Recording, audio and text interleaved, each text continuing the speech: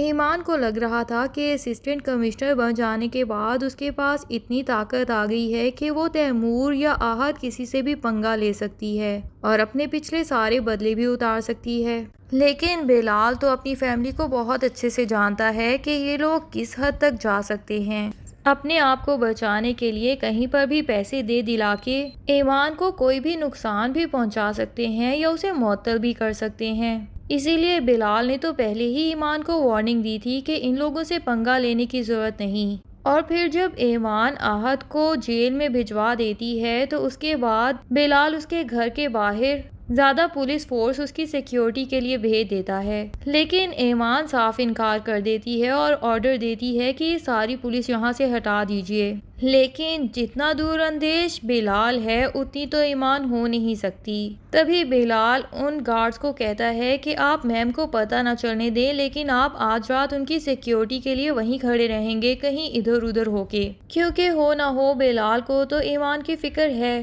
Timur کو تو یہی غلط فہمی ہے کہ شاید اس نے سب پہ نظر رکھی ہوئی ہے، لیکن بلال چھپ کے تیمور کے ہر چال پہ بھی نظر رکھے ہوئے ہے۔ تبھی تیمور جس ٹائم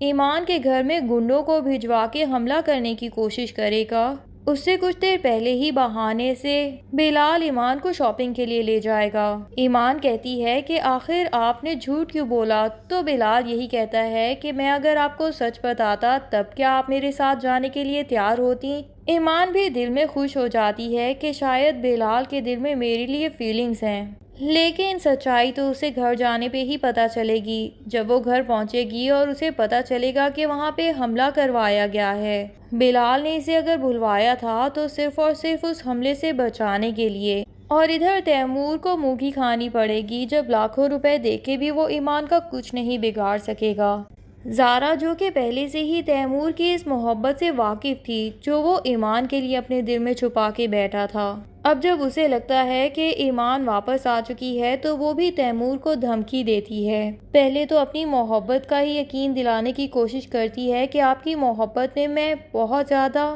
اپنے معیار سے گر چکی ہوں آلریڈی، مزید نیچے گرنے کی میرے اندر طاقت نہیں، اور ساتھ ہی اسے یہ بھی وارننگ دے دیتی ہے کہ جس سے پنگا آپ لینے کا سوچ رہے ہیں اب وہ نہتی نہیں ہے، بلکہ اس کی ریسورسز بھی اتنی بڑھ چکی ہیں کہ جوابی کارروائی میں کچھ بھی کر سکتی ہے، اس لیے میں تو یہی کہوں گی کہ آپ محتاط ہو جائیں اس سے۔ لیکن تیمور اپنی حرکتوں سے باز آنے والا نہیں، ایٹ لیسٹ تب تک تو باز نہیں آنے والا جب تک کہ اسے خود پوری طرح سزا نہیں مل جاتی۔ یہ اگلے ہی روز پہنچ جاتا ہے ایمان کے آفس میں، اور جب وہ آ کے اپنی سیٹ پہ بیٹھتی ہے تو اسے دھمکانے کی کوشش کرتا ہے کہ نئی اسسٹنٹ کمشنر ایمان صاحبہ، آپ کی خاطر مدارت کے لیے میں کیا کر سکتا ہوں؟ پر ایمان تیمور سے اب ڈرنے والی نہیں ہے، اس کے اندر یہ خود اعتمادی کوٹ کوٹ کے بھر چکی ہے کہ تیمور جیسا انسان اس کا کچھ نہیں بگاڑ سکتا جب تک کہ اللہ میاں اس کو اپنی حفاظت میں رکھے ہوئے ہیں۔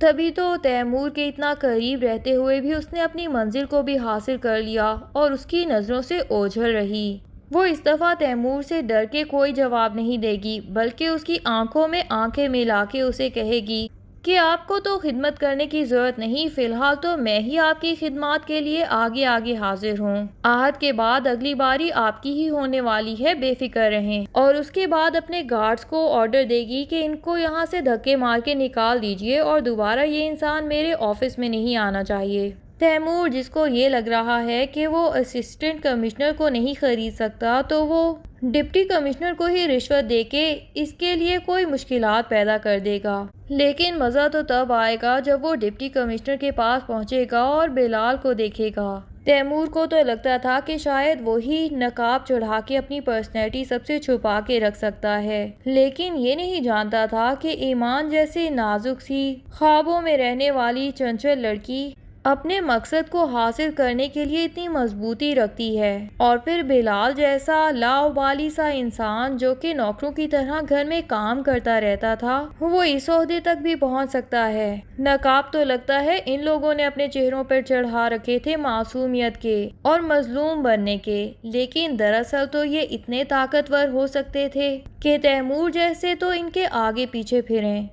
تیمور کے والد پھر بھی اسے تسلی دیتے ہیں اور کہتے ہیں کہ ایمان جیسی لڑکیاں تو آستین کا سانپ ہے، ہم نے سانپ کو اتنے عرصے دودھ پلایا، کس طرح ہم نے اس کی حفاظت کی، یہاں پہ اس کو رکھا اور اس کی ڈیوٹیز دیں، لیکن وہ ہے کہ ہم لوگوں کے اوپر ہی کیس فائل کر رہی ہے۔ اب وہ تو نہیں جانتے تیمور کی اصلیت، کہ اس نے کہاں کہاں ایمان کی زندگی میں کیسی مشکلات پیدا کرنے کی کوشش کی، اور پھر اس کے بعد ان ساری فیملی ممبرز نے بھی تیمور کو ہی سچا کہا اور ایمان کے اوپر جھوٹے الزامات لگا کے اسے واپس بھیج دیا گیا۔ دوسری طرف احد جو کہ جیل میں بیٹھا ہوتا ہے، جب تیمور اس کے پاس پہنچتا ہے تو احد تو الٹا اسی کو ہی الزام دے دیتا ہے کہ آج میں سلاخوں کے پیچھے آپ کی وجہ سے ہوں، آپ تو لیلا کو جیل بھجوانے کے پوری پلاننگ کر چکے تھے، تبھی جب آپ کی ایمان لیلا کو نوٹس بھیج رہی تھی تو آپ اسے ریلیکس ہونے کا کہہ رہے تھے تاکہ وہ ریلیکس ہو جائے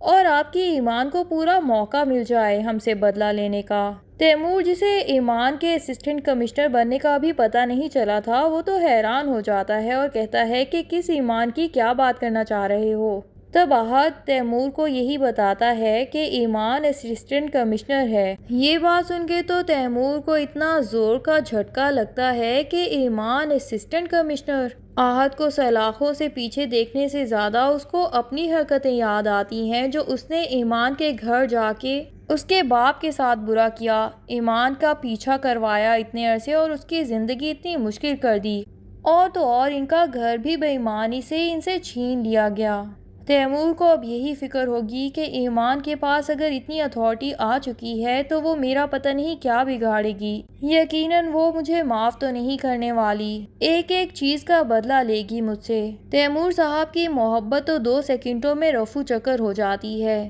کیونکہ محبت تو انہیں اس کمزور سی ایمان سے تھی جو کہ ان کے سامنے تھوڑی سی بھی طاقت نہیں رکھتی تھی، اور ان کو یہی لگتا تھا کہ اسے کسی بھی طریقے سے حاصل کر سکتے ہیں، اور اس کے پیرنٹس تو کچھ کرنے والے بھی نہیں۔ لیکن ایمان کی یہ طاقت دیکھنے کے بعد تیمور کی محبت تو غائب ہو جاتی ہے، اب صرف اور صرف ایمان سے دشمنی اور خوف ہے، جسے چھپانے کے لیے تیمور صاحب اپنی ایڑی چوٹی کا زور تو لگا دیں گے، لیکن اسے تھوڑا سا بھی نقصان نہیں پہنچا سکیں گے۔ اوپر سے اس فیملی کی جتنی ذلت ہو چکی ہے، ردا کا بھائی تو اب کبھی بھی احد کے ساتھ اپنی بہن کی شادی نہیں کروائے گا۔ یہ الگ بات ہے کہ احد تو خود بھی ردا سے شادی نہیں کرنا چاہتا تھا، تبھی تو جس دن سے اس کی ماں اور بہن نے شادی کے کارڈ سکھائے تھے تب سے اسے ایمان بہت زیادہ یاد آنے لگی تھی، لیکن اس کو یہی لگتا تھا کہ ایمان نے شاید اسے دھوکہ دیا۔ تیمور بھائی اور بلال کے پیچھے بھی وہ اسی طرح تھی جس طرح میرے ساتھ تھی،